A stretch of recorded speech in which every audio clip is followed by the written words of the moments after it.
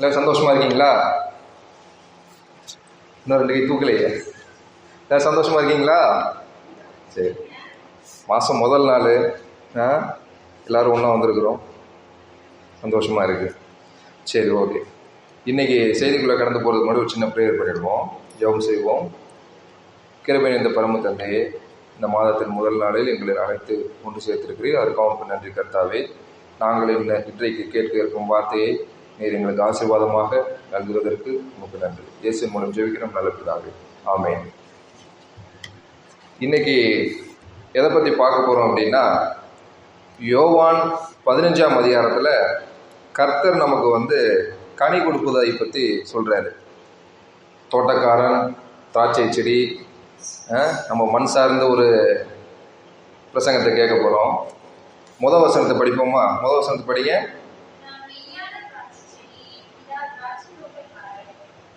நான் மெய்யான திராட்சை செடி, என் பிதா திராட்சை தோட்டக்காரன். இதை யார் சொல்கிறா அப்படின்னா, இயேசு கிறிஸ்துவானவர் சொல்கிறார். யாரை பற்றி? பிதாவை பற்றி சொல்கிறார். ஏதேன் தோட்டத்தை படைச்சது யார்? பிதாவானவர்.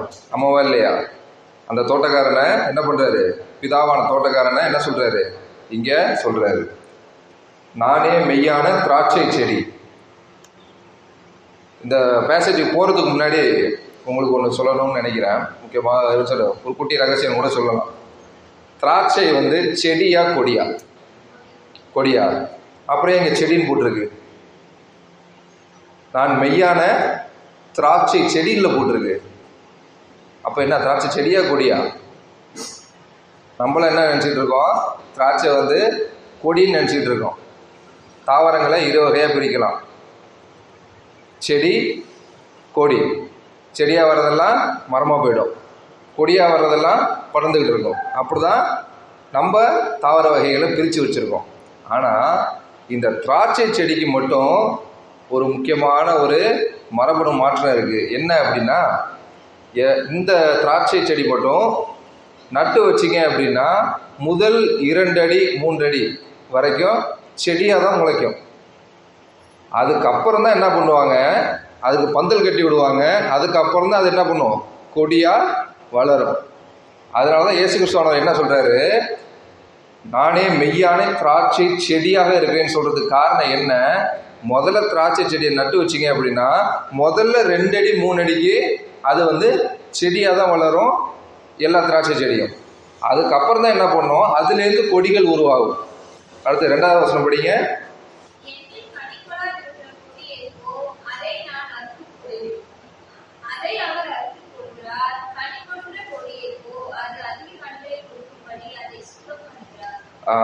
இப்போ இயேசு கிறிஸ்து என்ன சொல்லிட்டாரு, நான் தான் செடின்னு சொல்லிட்டாரு.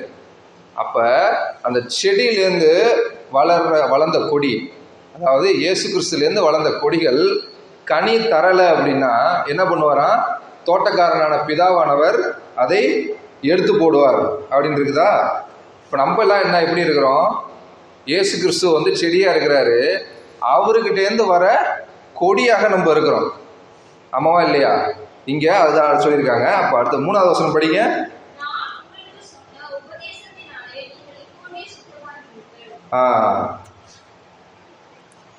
இந்த 2வது வசனத்தில் இயேசு கிறிஸ்துவானவர்லேருந்து வந்த அந்த கொடியை என்ன பண்ணிடுவாங்களாம், கனி தரலை அப்படின்னா அதை எடுத்து போட்டுருவாங்களாம். இப்போ ஒரு திராட்சை செடி வச்சு அது கொடியாக படர்ந்துருச்சு, நல்லா பந்தெல்லாம் படர்ந்துருச்சு. படர்ந்ததுக்கப்புறம் என்ன பண்ணுவாங்க, தோட்டக்காரன் என்ன பண்ணுவான், காவந்து பண்ணுவாங்க தெரியுமா? எந்தெந்த கொடியெல்லாம் சூம்பி போயிருக்கோ, எந்தெந்த இலையெல்லாம் நல்லா வளராமல் இருக்குதோ, எந்தெந்த இதெல்லாம் கனிக்கு ஏதுவாக இல்லாத அந்த கொடியெல்லாம் என்ன பண்ணுவான், தோட்டக்காரன் கட் பண்ணி விட்ருவாங்க. ஆமாவா இல்லையா? காவந்து பண்ணுறங்கிற பேரில் நல்ல செழிப்பாக வளரக்கூடிய சாத்தியக்கூறு உள்ள கொடிகள் மட்டும்தான் கண்ணுக்கு தெரியும். மற்ற கொடியெல்லாம் என்ன பண்ணிடுவாங்க, தோட்டக்காரர் என்ன பண்ணிடுவார், கட் பண்ணி கீழே போட்டுருவார். எனக்கு இந்த திராட்சை தோட்டத்தை பார்த்த அனுபவம் உண்டு. அதனால் நான் சொல்கிறேன். இதை ஏன் அப்படி சொல்கிறேன் அப்படின்னா, நான் ஹைதராபாத்தில் இருக்கும் போது திராட்சை தோட்டத்தை போய் ஒரு வாட்டி பார்த்துருக்குறேன்.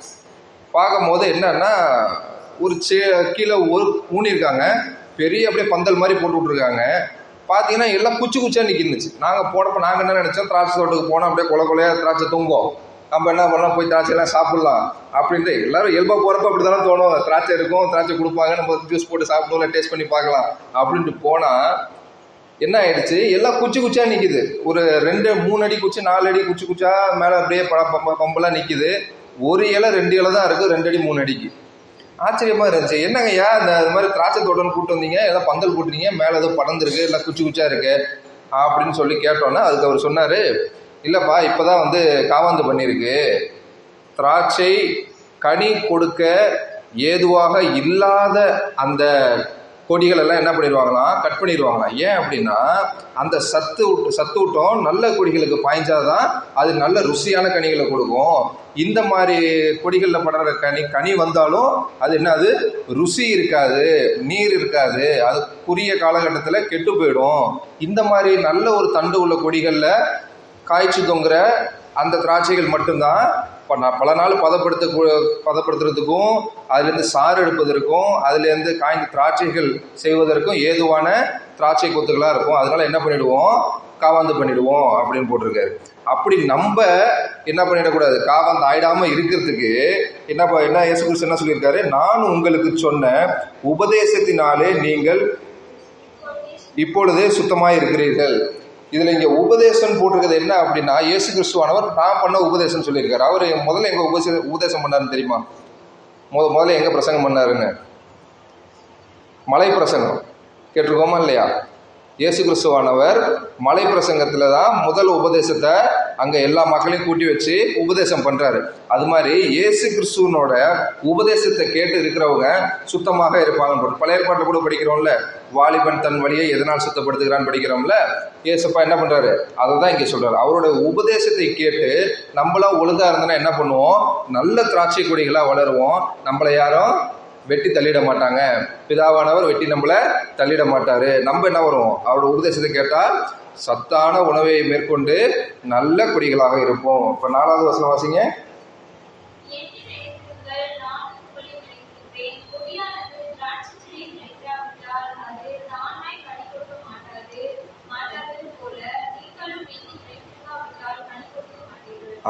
இங்க என்ன சொல்றாரு, என்னில் நிலைத்திருக்கிறவர்களில் நானும் நிலைத்திருப்பேன் அப்படின்னு சொல்றாரு. எண்ணில் நிலைத்திருக்கிறவர்கள்னா யாரு, அந்த செடி கீழேருந்து வந்துச்சுல்ல, அந்த செடியில நிலைத்திருக்கிற கொடிகள், அந்த கொடிகள் தான் என்ன பண்ணும், செழிச்சு வளரும். ஒரு சில திராட்சை கொடி என்ன பண்ணிடும், நீங்கள் நல்லா உத்து பார்த்தீங்கன்னா திராட்சை செடி வந்து ஒரு தண்டு மட்டும் தான் இருக்கும், அதுலேருந்து தான் எல்லா கொடிகளும் வந்திருக்கும் மேலே. அதுக்கப்புறம் வேற எந்த கொடியுமே தரையில் பட்டு தானாக முளைக்காது திராட்சை செடி. மற்ற செடியில் என்ன பண்ணும், தரையில் இப்போ போச்சுன்னா அங்கங்கே தண்டில் வேறு விட்டுருக்கும் அந்த கொடிகளில், அங்கங்கேருந்து அப்பப்போ சத்து எடுத்துக்கும். ஆனால் திராட்சை கொடி மட்டும் தான் என்ன, ஒரு இடத்துல நட்டோம்னா மேலே பம்பலாக போய்கிட்டே இருக்கும். இந்த கிளைம்பர் ட்ரீ அப்படின்னு சொல்லுவாங்க. அது மேலே என்ன ஆகிடும், அங்கேயே மட்டும்தான் இருக்கும் மேலே. அது சத்து எடுக்கக்கூடியது எங்கே, இந்த ஒரு தண்டுலேருந்து மட்டும்தான், வேறு எங்கேருந்தும் அதுக்கு சத்து வராது, சத்தும் எடுக்கவும் கூடாது. அந்த மாதிரி இருந்தால் மட்டும்தான் நீங்கள் இயேசு கிறிஸ்துவில் நீங்கள் வந்து ஊன்றி இருந்தாதான் என்ன பண்ணுவோம், அது வந்து கனி கொடுக்குற, நல்ல கனி கொடுக்குற மரமாக இருக்கும். இப்போ 5வது வசனம் வாசிங்க.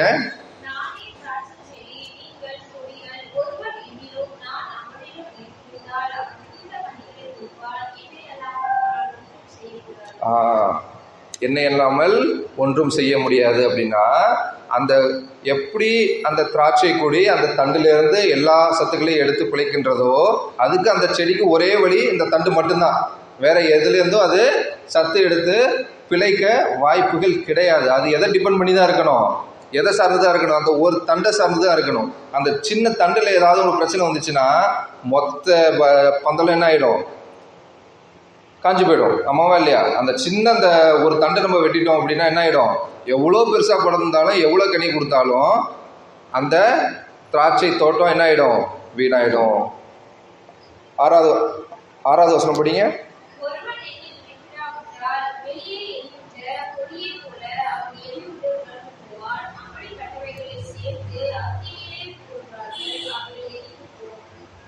இங்கே என்ன சொல்கிறாரு அப்படின்னா, இப்போ அந்த வெட்டிட்டாங்கல்ல, இந்த சத்தெல்லாம் எடுத்துக்காம அந்த கனி கொடுக்க ஏதுவாக இல்லாத அந்த கொடியெல்லாம் வெட்டி போட்டார்ல அந்த தோட்டக்காரர், அதெல்லாம் என்ன பண்ணுவாங்க, ஓரமாக ஒதுக்கி வச்சு ஒன்று எரிச்சிருவாங்க, இல்லை மண்ணுக்கு வேற எங்கேயாச்சும் உரமாக போட்டுருவாங்க. ஆமாவா இல்லையா? இது எதுக்கு அடையாளம் அப்படின்னா, நம்ம வந்து இயேசு கிறிஸ்து சொன்ன உபதேசங்களையோ எதையுமே நம்ம வந்து கைக்கொள்ளாம இருந்தா, நம்மளும் ஒரு காலத்துல ஏதோ ஒரு காலகட்டத்தில் நம்ம என்ன பண்ணிடுவோம், வெட்டப்பட்டுருவோம். வெட்டப்பட்டா எங்க போயிடுவோம், நரகத்துக்கு போயிடுவோம். அததான் என்ன பண்றாரு இயேசு கிறிஸ்து இன்டைரக்டா நமக்கு புரிய வைக்கிறாரு. தோட்டக்காரன் எப்படி தேவையில்லாத வெட்டி ஒதுக்குறானோ அது மாதிரி நம்மளும் என்ன பண்ணுவோம், ஒரு காலகட்டத்தில் உண்மையாக கனி கூடாத மரமாக இருந்தால் நாமளும் ஒரு நாள் வெட்டப்பட்டு நரகத்துக்கு தள்ளப்படுவோம். அடுத்த வசனம் படிங்க.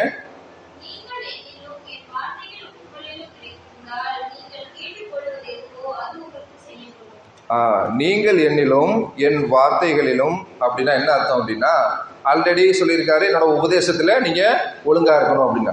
இங்க இருக்க வார்த்தைகள் அப்படின்னு போட்டிருக்க வார்த்தைகள் எந்த வார்த்தைகள்னா, மொத்த வேதாகமம், ஆதியாகமம் 1ஆம் அதிகாரத்திலிருந்து வெளிப்படுத்தும் விசேஷம் 22ஆம் அதிகாரம் வரைக்கும் தெரிஞ்சு அறிஞ்சு புரிஞ்சுக்கிட்டு அந்த நாமத்துல கேட்கிறத கடவுள் என்ன பண்ணுவாரு, நமக்கு கொடுப்பாரு. நம்மளாம் சிலப்ப என்ன பண்ணிடுறோம், வேதத்தை அறிந்து கொள்ளாம புரிந்து கொள்ளாம எனக்கு கார் வேணும் பைக் வேணும்னு கேட்குறோம், ஆமாவா இல்லையா? எனக்கு வீடு வேணும் எனக்கு பங்களா வேணும்னு கேட்குறோம், ஆமாவா இல்லையா? ஆனால் வேதத்தை அறிந்து அதன்படி நம்ம கேட்டோம்னா நிச்சயமாக கடவுள் கொடுப்பார். கடவுள் நான் கேட்டதெல்லாம் கொடுப்பேன்னு சொல்லலை, வேதத்தை முழுதாக படித்து அறிந்து அந்த சாராம்சத்தை புரிந்து கொண்டு நீ தேவனிடம் கேட்டால் உனக்கு கொடுக்கப்படும். இப்போ நீங்கள் மளிகை கடைக்கு போகிறீங்க, உனக்கு என்ன வேணுமோ கேளுப்பா நான் தரேன் அப்படிதான் சொல்லுவார் மளிகை கடைக்காரர், ஆமாவா இல்லையா? அவர்கிட்ட போய் எனக்கு வந்து டேப்பு வேணும்னு கேட்டால் கொடுப்பாரா? மளிகை கடையில் டேப்பு விற்பாங்களா, லைட்டு விற்பாங்களா? விற்க மாட்டாங்க. மளிகை கடையில் இருக்கிறவர் உனக்கு என்ன வேணும் கேளுப்பா கொடுப்பா, அப்படி நான் கொடுக்குறேன் அப்படின்னு சொன்னால் அதுக்கு என்ன அர்த்தம், அந்த மளிகை கடையில் இருக்கிறது எது வேணாலும் கேள்வி அவன் கொடுக்குறேன் அர்த்தம், ஆமாவா இல்லையா? ஒரு ஹார்ட்வேர் கடையில் போய் நம்ம இருந்து எனக்கு நட்டு கொடு போல்ட்டு கொடு அப்படின்னு கேட்டால் அந்த நட்டு போல்ட்டு தான் கொடுப்பாரு. அங்கே போய் நீ நின்று எனக்கு மளிகை ஜாமான் கொடு, அங்கே போய் எனக்கு மிளகா கொடு, எனக்கு வந்து கருவேப்பிலை கொடு அப்படின்னு கேட்டால் கொடுப்பாரா? கொடுக்க மாட்டார். எந்த கடையில் போய் கேட்டாலும் என்ன சொல்லுவாங்க, உனக்கு என்ன வேணும் கேளுப்பா நான் கொடுக்குறேன் அதானே சொல்லுவாங்க, ஆமாவா இல்லையா? ஹார்ட்வேர் கடைக்கு போனாலும் உனக்கு என்ன வேணும் கேளு நான் தரேன் அப்படிம்பாங்க. மளிகை கடையிலையும் உனக்கு என்ன வேணும்னு கேளு நான் தரேன் அப்படிம்பாங்க. காய்கறி கடையில் போய் உனக்கு என்ன வேணும்னு கேளு நான் உனக்கு தரேன் அப்படிம்பாங்க. ஆனால் இவங்க எல்லாரும் என்ன சொல்கிறாங்க, என்ன கேட்டாலும் நான் தரேங்கிறாங்க. ஆனால் எல்லாரும் கொடுக்க முடியுமா? முடியாது. ஒரு சில விஷயங்கள் கொடுக்க மாட்டாங்க. ஏன் அப்படின்னா அவங்க இருக்கிற இடத்த பொறுத்து அந்த சூழலை பொறுத்து தான் அவங்க கொடுக்க முடியும். ஆனால் தேவன் அனைத்தையும் கொடுக்க வல்லவராக இருக்கிறார். ஆனால் அவர் எதை கொடுக்குறேன்னு சொல்றாருன்னு நம்ம தெரிஞ்சுக்கிட்டாதானே அதை கேட்கணும். வேதத்தின்படி நம்ம ஆதி ஆகமத்திலேருந்து வெளிப்படுத்துகிற விசேஷம் வரையும் படித்து அந்த சாராம்சத்தை புரிந்து கொண்டு நமக்கு என்ன வேணும்னு இயேசு கிறிஸ்துவிடம் தேவனிடம் கேட்டால் கண்டிப்பாக அவர் கொடுப்பார். அப்போ என்ன பண்ணுவார், அவர் நிச்சயமா கொடுப்பாரு. ஆனால் நம்ம என்ன பண்ணிடுறோம், நம்ம இந்த சூழலுக்கு ஏற்றாப்புல இந்த காலகட்டத்துக்கு ஏற்றாப்புல என்ன பண்ணிடுறோம், இது கொடுங்க அது கொடுங்கன்னு கேட்குறோம். சில பேருக்கு கிடைச்சிருது, சில பேருக்கு கிடைக்கல. கிடைப்பது எல்லாமே தேவனால் கொடுக்கப்பட்டதல்ல, கிடைக்காதது எல்லாமே தேவனால் நிராகரிக்கப்பட்டதல்ல. அதை என்ன பண்ணணும், நம்ம நல்லா மனசுல புரிஞ்சுக்கணும். இப்போ அடுத்த வசனம் படிங்க.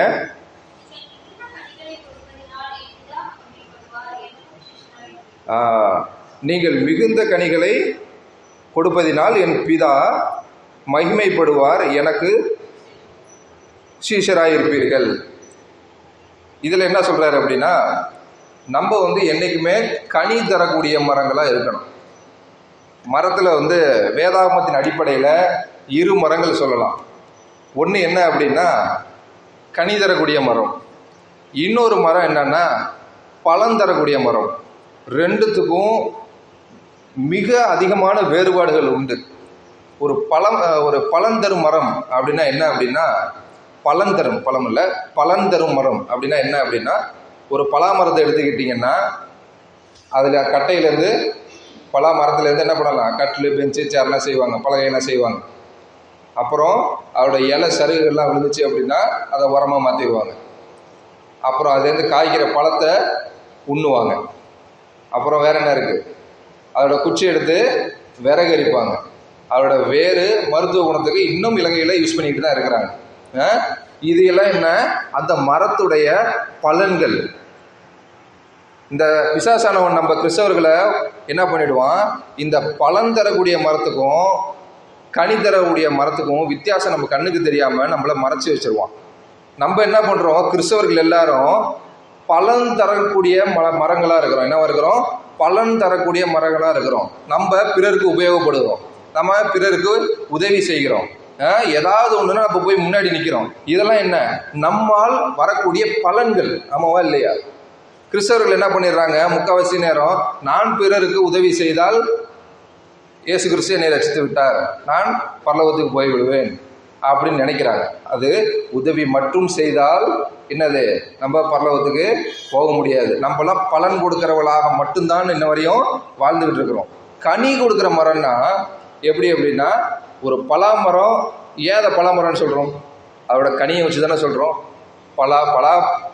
பழம் வர்றதுனால தான் அது பலாமரம். ஒரு மரமும் அதை கனியை வச்சு தான் அறியப்படும், பலனை வைத்து அறியப்படுவதில்லை. இப்போ அதை பலாமரத்தை என்னைக்காவது நம்ம அது பலகை நிறைய வச்சு செய்கிறாங்க, சேர் பெஞ்செல்லாம் செய்கிறாங்கன்றதுனால பலாமரத்தை என்னைக்காவது நம்ம போய் பலகை மரம்னு சொல்லியிருக்கோமா? இல்லை சருகு நிறையா உழுவுது அதுலேருந்து உரம் எடுக்கிறதுனால அது சருகு மரம்னு சொல்கிறோமா? கிடையாது. என்னன்னு சொல்கிறோம்? ஒரு பலாமரம் கனி கொடுக்கறத வச்சு அதை பலாமரம்னு சொல்கிறோமா இல்லையா? அதே மாதிரி கிறிஸ்தவர்கள் என்னைக்கு அவங்க கனி கொடுக்குறாங்களோ அன்னைக்கு தான் பிதாவானவர் என்ன பண்ணுவார்? சந்தோஷப்படுவார். நம்ம பலன் கொடுக்கிறவர்களாக மட்டுமல்ல, கனி கொடுக்கிறவர்களாகவும் இருக்க வேண்டும். அதை நம்ம நல்லா புரிஞ்சுக்கணும். இந்த சாத்தா என்ன பண்ணிடுவான்னா, நம்மளை வெறுமையாக இந்த சைட்லேயே காமிச்சிட்டு இருப்பான். நீ ஓடு, உன்னோட உழைப்பை கொடுக்கணும், உன் உழைப்பை கொடுத்தா தான் நீ கிறிஸ்தவன், ரெகுலராக நீ சர்ச்சுக்கு போகணும், பைபிள் வாசிக்கணும். சாத்தா வேதம் ஓதுற கதை தான் அதெல்லாம். ஆனால் என்ன பண்ணிடுறான்? நம்மளை கனி கொடுக்காமல் இருப்பதற்கு பலன் பக்கமே என்ன பண்ணிடுறான்? நீ பாரு என்ன பண்ண, இந்த சைடு நம்மளை திசை திருப்பி வச்சிருக்கான். ஆனால் நம்ம என்ன பண்ணணும்? கனி கொடுக்கிறவர்களாக மாறணும். மரத்தில் அதே மாதிரி நிறைய தாற்பயங்கள் வேதாகமத்தில் இருக்குது. நம்ம அது என்ன பண்ணணும்? ஆழமாக போக போக தான் நமக்கு தெரியும். இந்த தமிழில் புலமை கொண்டவர்களுக்கு தெரியும், கனி மரம் இருக்குது, காய் மரம் இருக்குது. தெரியுமா? கனி மரம்னு ஒன்று இருக்குது, காய் மரம்னு ஒன்று இருக்குது. கனி மரத்தில் ஏதாவது ஒரு 2 வகை சொல்லவா? மாம்பழம் அது கனிமரம், பலாமரம் அது கனிமரம். இது ரெண்டும் கனிஞ்ச பிறகு தான் நம்ம சாப்பிடுவோம், அதனால தான் இதை கனிமரம்னு சொல்கிறோம். இன்னும் 2 காய் மரம் சொல்லலாம் அப்படின்னா, நெல்லிக்காய், கொய்யாக்காய். இந்த 2 மரத்துலேருந்தும் காயாக இருக்கும் போது தான் நீங்கள் சாப்பிடணும், கனியாக இருக்கும் போது சாப்பிடக்கூடாது. தமிழ் இலக்கியம் படித்தவர்களுக்கு தெளிவாக தெரியும், இந்த 2 மரத்தில் வர்றது பழுத்து தான் சாப்பிடணும், இந்த வகையில் வர மரமெல்லாம் காயாக தான் சாப்பிடணும் அப்படின்னு இயற்கை நீதியிலே எழுதியிருக்குது. ஆனால் நம்ம என்ன பண்ணுறோம்? அதெல்லாம் ஒன்றும் கண்டுக்கிறது இல்லை, அதெல்லாம் நம்ம தெரிஞ்சுக்க முற்படுறது இல்லை. ஏன் காய் மரம் கனி மரம் பிரித்து வச்சாங்க?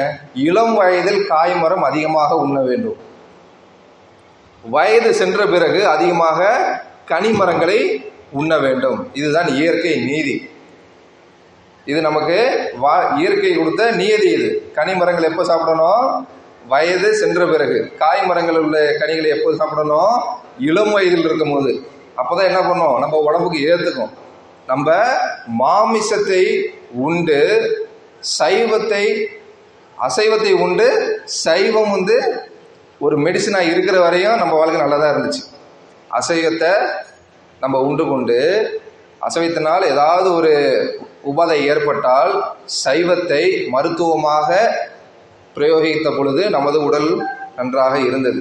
என்னைக்கு உணவு மருந்திலிருந்து ருசியாக மாறியதோ அன்றைக்கு என்ன ஆயிடுச்சு? நம்மளோட இயல்பு வாழ்க்கை மாறி போயிட்டு, உணவிற்கான அடிப்படை தாற்பயமே மாறி போயிட்டு. நம்ம என்ன பண்ணுறோம்? ஏதோ வாழ்ந்துட்டு இருக்கோம், 3 வேளை சாப்பிட்றோம். நம்ம உணவு நம்ம சாப்பிட்றோன்னா 3 வேளை அப்படி தான் ஃபிக்ஸ் ஆகிடுச்சு. காலையில் ஒரு சாப்பாடு, மத்தியானம் ஒரு சாப்பாடு, நைட்டு ஒரு சாப்பாடு, ஒரு 12 மணி நேரம், ஒரு 12 மணி நேரத்துலேருந்து 8 மணி நேரம் வரைக்கும் ஒரு தூக்கம். இப்படியே தான் நம்ம வாழ்க்கை ஓடுது. ஆனால் நம்ம ஏன் பிறந்தோம், எதுக்கு பிறந்தோம்னு என்னைக்காவது நம்ம யோசிச்சிருக்கிறோமா? நம்மளோட வாழ்க்கை எதை நோக்கி செல்லுது நம்ம என்னைக்காவது யோசிச்சிருக்கோமா?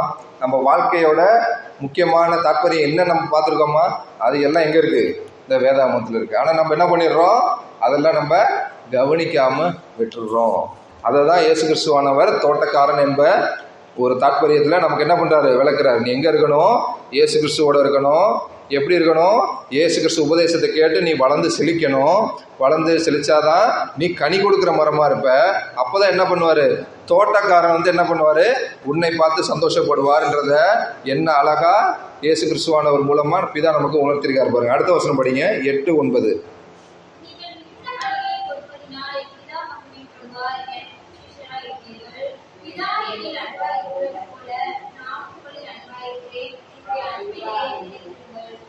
அடுத்து 10 படிங்க.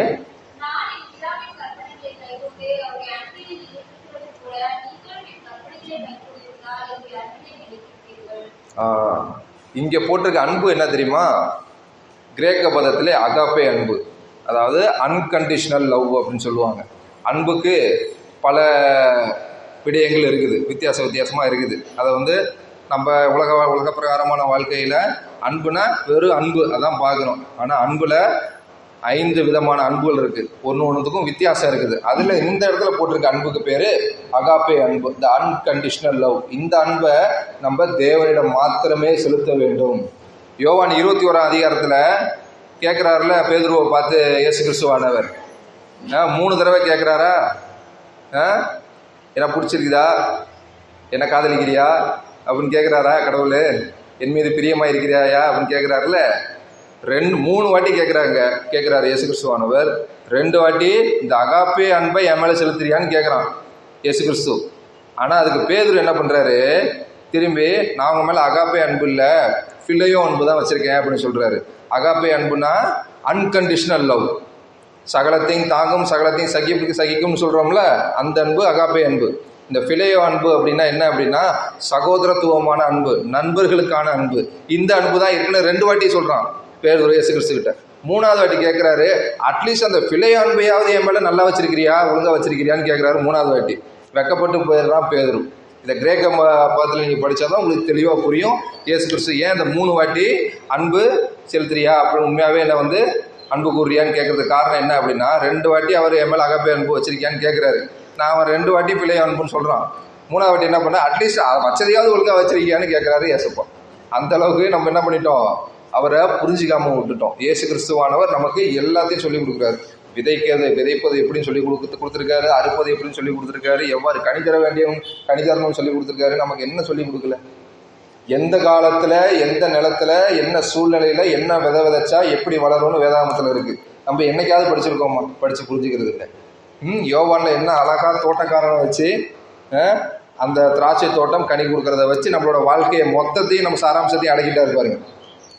இந்த 11 வசனத்தில் மொத்த வேதாகமத்தையும் சின்னதாக இயேசு கிறிஸ்துவானவர் அடக்கி நமக்கு சொல்லி கொடுத்துட்டாரு நம்ம எப்படி வாழணும்னு. ஆனால் நம்ம என்ன பண்ணுறது இல்லை, நம்ம கற்றுக்கிறது இல்லை. ஒவ்வொரு பகுதியிலும் இயேசு கிறிஸ்துவானவர் நீ எவ்வாறு வாழ வேண்டும், எப்படி வாழ வேண்டும், எதற்காக வாழ வேண்டும் என்று அவ்வப்போது நமக்கு கூறி வருகிறார். ஆனால் நம்ம என்ன பண்ணிடுறோம், அதெல்லாம் கவனிக்க மறந்துடுறோம். நம்ம என்றைக்குமே என்ன பண்ணணும், கனி தரக்கூடிய மரங்களாக இருக்கணும். பலன் தரக்கூடிய மரங்களாக இருப்பதை விட கனி தரக்கூடிய மரங்களாக இருக்கணும். 2 தோட்டத்தை எடுத்துக்கோங்க உங்க கண்ணு முன்னாடி. ஒரு தோட்டத்தில் ஒரு பலாமரம் இருக்குது, இன்னொரு தோட்டத்தில் ஒரு பலாமரம் இருக்குது.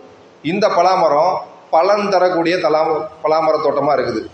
இந்த தோட்டம் கனி தரக்கூடிய பலாமர தோட்டமாக இருக்குது. இந்த இடத்துல இந்த ஒரு மரம் இருக்குது, இந்த இடத்துலையும் ஒரு மரம் இருக்குது. இந்த மரம் என்ன பண்ணும், பலனாக கொடுத்துக்கிட்டு இருக்குது.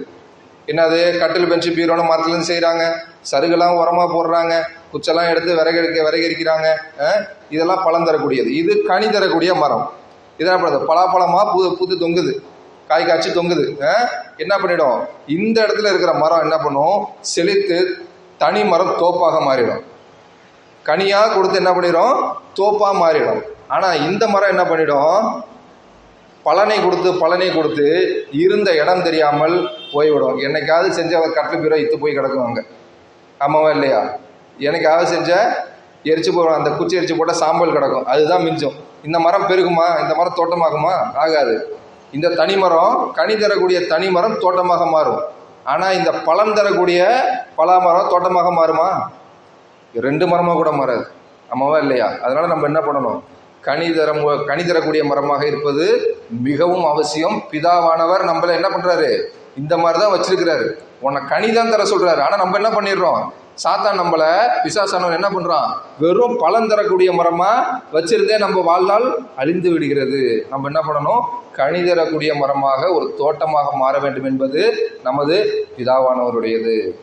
அதனால என்ன பண்ணணும், நம்ம என்றைக்குமே கனி தரக்கூடிய மரமாக இருக்க வேண்டும். நம்ம பலன் தருவது அவசியம்தான், இல்லைன்னு சொல்லலை. நம்ம பலன் தரக்கூடிய மரமாக இருக்கணும். எந்த காலகட்டத்தில் பலன் கொடுக்கணுமோ அந்த காலகட்டத்தில் தான் பலன் கொடுக்கணும். ஆனால் கனி தான் நமக்கு முக்கியம். ஒரு மரம் தன் கனினால தான் அறியப்படும். பலாமரம் அந்த பலாப்பழம் இருக்கிறதுனால தான் அது பலாமரம். மாமரம் அந்த மாம்பழம் இருக்கிறதுனால தான் அது மாமரம். கொய்யா மரம் கொய்யா இருக்கிறதுனால தான் அது கொய்யா மரம், கனியினால தான் நம்ம அறியப்படுவோமே தவிர பலனினால் அல்ல. இதை கிறிஸ்தவர்கள் என்ன பண்ணணும்? நிச்சயமாக புரிஞ்சுக்கணும். இந்த காலகட்டத்தில் நம்ம எண்களுக்கு கனி தரக்கூடிய மரமாக இருப்போம் என்பதை மனதில் ஏற்றிக்கொண்டு இந்த செய்தியை நான் நிறைவு செய்கிறேன். ஜெபம் செய்வோமா? கிருபையில் இருந்த பரம தந்தையே, நாங்கள் இந்த மாதத்திலிருந்து பலன் தரக்கூடிய மரமாக மட்டுமல்ல, கனி தரக்கூடிய மரமாகவும் நாங்கள் மாற எங்களுக்கு ஒரு கிருபையை தாரும் ஆண்டவரே. நாங்கள் தோப்பாக மாறுவதற்கு, தனிமரம் தோப்பாக மாறுவதற்கு நீங்கள் கிருபை தாருங்கள். இயேசுவின் மூலம் ஜெபிக்கிறோம் நல்ல பிதாவே, ஆமென்.